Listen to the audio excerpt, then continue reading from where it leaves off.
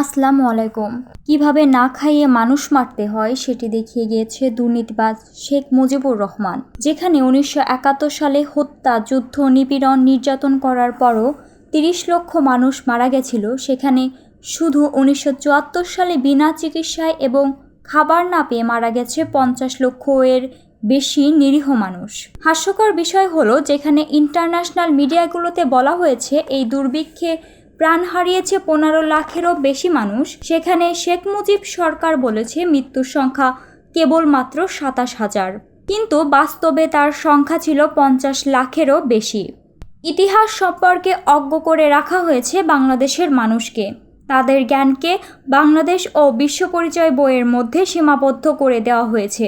তবে সেই বইয়ে কোথাও ১৯৭৪ সালের দুর্ভিক্ষের বর্ণনা তো দূরের কথা, দুর্ভিক্ষের কথা পর্যন্ত উল্লেখ করা হয়নি। তবে শেখ মুজিবের ভারত সফর, ইন্দিরা গান্ধীর সাথে সাক্ষাৎ, সেই সব কিছুই বইয়ের প্রথম পাতায় স্থান পেয়েছে। চলুন জেনে আসি ১৯৭৪ সালের ইতিহাস। সেই দুর্ভিক্ষে দেশের মানুষ যখন মনেই করতে পারছিল না তারা শেষ কবে ভাত খেয়েছে। কতক্ষণ আগে বা কয়দিন আগে ভালো করে খাইছেন? ভালো খাওয়া স্যার আমরা। আচ্ছা, আপনি কয়দিন আগে ভাত খেয়েছেন? বাকি বুতার গেছে যে বুতার পরে সিরিজ টিভি দুধ জানতো মাঝে দুপিয়া Those are going off again. This 3 months she did not see a single plate of অনেকে rice. শুধুমাত্র একবেলা ভাত খাওয়ার জন্য নিজের ভিটেমাটি পর্যন্ত বিক্রি করে দিয়েছিল। গোরস্থানে আসছিল শত শত লাশ, যাদের মৃত্যু কেবল না খাওয়ার কারণে। গোরস্থানে যারা মারা যাচ্ছে তাদের মধ্যে বেশিরভাগ লোকই না খেয়ে মারা যাচ্ছে। তবে যারা ভাবছেন ১৯৭৪ সালের এই দুর্ভিক্ষ সারা দেশে প্রভাব ফেলেছিল, তাদের জন্য সমবেদনা। চলুন দেখে আসি মুদ্রার আরেক পিঠ। ১৯৭৪ সালের ১২ই মার্চ আওয়ামী লীগের সমাবেশ শেষে মধ্যাহ্নভোজ। কি আজব! যেখানে ক্ষুধার যন্ত্রণায় শিশুরা মাটি পর্যন্ত খায়, সেখানে শেখ মুজিবের পাচাটা লোকেরা খায় মাংস পোলাও। তাদের পোশাক আশাক দেখে বোঝার উপায় নাই সেই সময় বাংলাদেশে সর্বকালের শ্রেষ্ঠ দুর্ভিক্ষ চলছে। তারা সব সময়ের মতোই স্বর্গে ছিল। শেখ হাসিনার মিডিয়া ও নিউজ পেপারগুলোর মতে স্বাধীনতার পর পাকিস্তান কেন্দ্রীয় ব্যাংকে রেখে গিয়েছিল মাত্র $18, যা পরবর্তী ২-৩ বছরে কাটিয়ে ওঠা সম্ভব হয়নি, যার প্রভাবে শেখ মুজিব ১৯৭৪ সালে বেশি একটা খাবার আমদানি করতে পারে নাই, যার ফলস্বরূপ খাবার না পেয়ে ৫০ লাখেরও বেশি মানুষ মারা গিয়েছিল। ইউনিভার্সিটি অফ ক্যালিফোর্নিয়ার প্রকাশিত এশিয়ান সার্ভের হিসাব অনুযায়ী শুধুমাত্র স্বাধীনতার পরবর্তী ২ বছর সময়ের মধ্যেই বাংলাদেশ $১৩৭৩ মিলিয়ন শুধু সাহায্য এবং ঋণের মধ্যেই গিয়েছিল। ১৯৭২ সালে $১৩৭৩ মিলিয়ন বর্তমানে প্রায় $৯,৫৪৮.৫ মিলিয়ন, অর্থাৎ প্রায় $৯.৫ বিলিয়ন টাকায় রূপান্তর করলে তা হয় ৯,১০,২০০ কোটি টাকা। কে দেবে সেই টাকার হিসাব? যদি সেই অর্থ ব্যবহার করা হতো তাহলে হয়তো বিনা চিকিৎসায়, বিনা খাবারে এত লোক মারা যেত না। আওয়ামী লীগ সরকারের মতে শুধুমাত্র যুক্তরাষ্ট্রের চক্রান্তের কারণেই এত মানুষ মারা গিয়েছিল।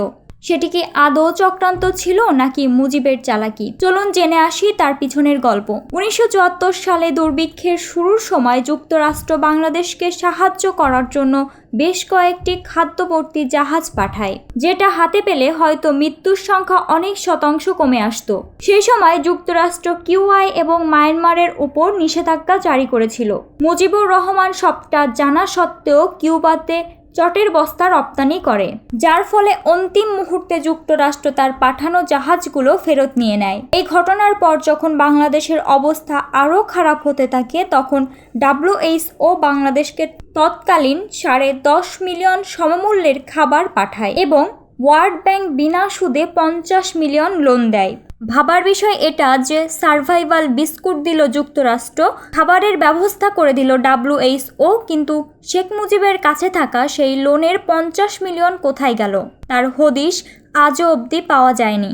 যদি সঠিক অর্থ ব্যবহার করা হতো তাহলে হয়তো বিনা চিকিৎসায় বিনা খাবারে এত মানুষ মারা যেত না। ক্ষুধার জ্বালায় শিশুদের মাঠে অন্তত খেতে হতো না। এই বিষয়ে বিদেশি এক সাংবাদিক মুজিবকে প্রশ্ন করে মানুষ খাবার পাচ্ছে না কেন। জবাবে মুজিব বলে এই সবই গুজব, সবই বানোয়াট। আমরা ফ্রিতে খাবার দিচ্ছি বলে কয়েক হাজার মারা গেছে, না হলে কয়েক বিলিয়ন মানুষ মারা যেত। ফ্রিতে খাবার দেওয়ার নাম করে কখনো দেওয়া হতো এক বাটি আটা, একটা শুকনো রুটি, আর তা দিয়েই চলতে হতো একটি পরিবারকে একদিন। কখনো বা খাবার নেওয়ার সময় লাঠির আঘাতেই মৃত্যু হয়েছে হাজার হাজার শিশুর। খাবার বিতরণ করার সময় তাদের ব্যবহার ছিল পশুর মতো। তারা ভুলেই যেত তারা তাদের মতো মানুষদেরকেই খাবার দিচ্ছে। এখন ভাবতে পারেন বিদেশি সাহায্যে সেই মিলিয়ন ডলারগুলো কোথায় গেল। চলুন ঘুরে আসি শেখ জামালের বিয়ে থেকে। বলা হয় তার বিয়েটা নাকি সাদা মাঠা ছিল, অথচ টাইমস অফ ইন্ডিয়ার একটি রিপোর্ট অনুযায়ী শেখ মুজিব শুধুমাত্র তার বড় ছেলের বিয়েতে খরচ করেছিলেন 18 মিলিয়ন ডলার, আর তার এক ছেলে শেখ জামালকে তুলে দিচ্ছেন সোনার মুকুট। এখন ভাবার বিষয় হলো সদ্য স্বাধীন হওয়া দুর্ভিক্ষ চলাকালীন একটা দেশের প্রধানমন্ত্রীর কাছে এত টাকা কিভাবে থাকে। এখন বিবেচনা করো, যে লোকটা নিজের দেশের হাজার মানুষকে না খাইয়ে মারে, শিশুদের মাটি খাইয়ে মারে, সে কি আদৌ মানুষ? প্রশ্ন রেখে গেলাম।